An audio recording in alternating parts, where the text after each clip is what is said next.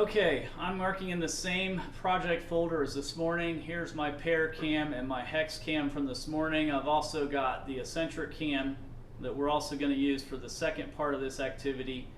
What this is the Cams in Motion, and this is also going to get you started on putting together your automata, which is part of block 19. So this is going to get us headed down that road. So where you're going to need to go for this, you're going to need to go to the share folder for day-by-day lessons. So if I go to day-by-day lessons, block 16, there's the core training Cams in Motion. So you're going to download that Fusion file. We'll need that the Excel spreadsheet a little bit later. You're going to go to that and you're going to go and download that and upload that into your project folder. Okay, so at this point you can see here we've got part of this assembly already done. It's already grounded and so on. What we want to do is demonstrate just how to use these components to create another put another cam in, because that's what you're going to need to do for your part of this assignment. So I'm going to find the follower guide and I'm going to right click. I'm going to do move copy. Okay, and when I do that I want to make sure I create a copy and then go ahead and move it and say OK. Okay, then I'm going to go ahead and do a constraint. So I'm going to assemble the joint, and that just needs to be rigid in the top of the box. Go ahead and say OK. Okay, then I can bring in another roller. Of course, that's going in at the origin, so let's move that out of the way. That's the roller and the follower guide subassembly. And for that, we want a slider joint. So we're going to make sure we select slider and the position. I want to pick, let's see, I want to zoom in with my mouse because I need the center of that square. So this is a point where a time when you need a 2-point selection. I'm going to select the top surface and then the center point. And then let's come over on top of this guy and find the center point of that square. Okay, and let's go ahead and say OK and see what that did, and it's backwards. So my most recent joint in my assembly, that slider, let's go ahead and edit that joint and go ahead and flip it. Okay, so now if we can see what's going on there, that is like going all the way down inside the box, but see that one is not constrained in any way other than it's sliding there. Now it is important that when you do that, that snaps in parallel to the other one. If that bull nose on that roller is turned 90 degrees, you might have to rotate that. So again, we can look at that, edit the joint. If that was 90 degrees, that would probably be looking like this. Okay, so if it's 90 degrees, you're going to rotate it. Of course, mine was not, so I'll just keep it the way it was. Okay, so that's how you do that part of it.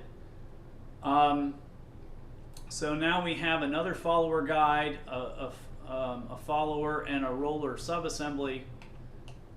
And next we want to bring in another cam. So I've just got these other ones in here because they're simple. You might have the snail cam or the heart cam. Let's go ahead and bring in another cam.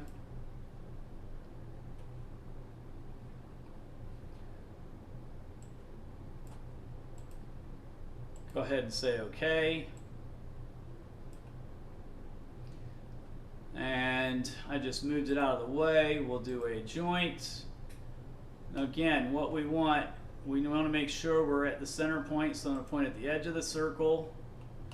And I'm going to come down here on the axle, and I'm going to select the end of the axle.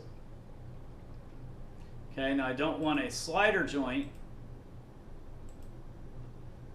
I want a rigid joint. And if I look at that, we can see I've got it jammed out on the edge attached to the crank.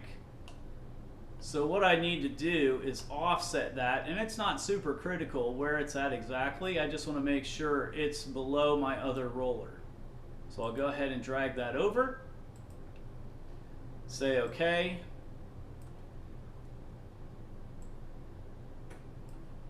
And of course it's physically by Jedi magic, and Fusion allows you parts to go inside of each other. Of course we don't want that to happen. And then the last thing I need to do is the tangent constraint. Now, if you make a mistake and something messes up and you have to modify something else in your assembly, then you also often have to delete your tangent relationship and redo it. So this is under relationships in the browser. To do this, it's under assembly. We want a tangent relationship. And I'm going to pick the roller with the outside surface of the cam. And I got an error message. It doesn't like the surface I'm seeing. So let's rotate that so that, let me see, let's undo that. I'm going to want to rotate that so that I'm starting at the origin. So here you can see lightly, if I click that vector, I'm going to go at 0 degrees. There we go. And now I should be able to do that tangent. So I'm going to go that surface with the very top surface. And that's why when that pair cam was created, we needed to have tangents also. So that's how you do the assembly. Things always have to be tangent to each other in order to do it this way, which is why the snail cam had to have that 5/16 inch fillet, 0.3125 on the inner corner. And the hex cam, if we take a look at that, if you did the hex cam, you must have a small little fillet on the corners. Now it doesn't have to be very big, just 3/1000ths, 1/1000th of an inch would work, but 3 to 5/1000ths is typically what I do, something like that. Or 30/1000ths to 50/1000ths, I meant. Okay? So that is the assembly for the Cams in Motion.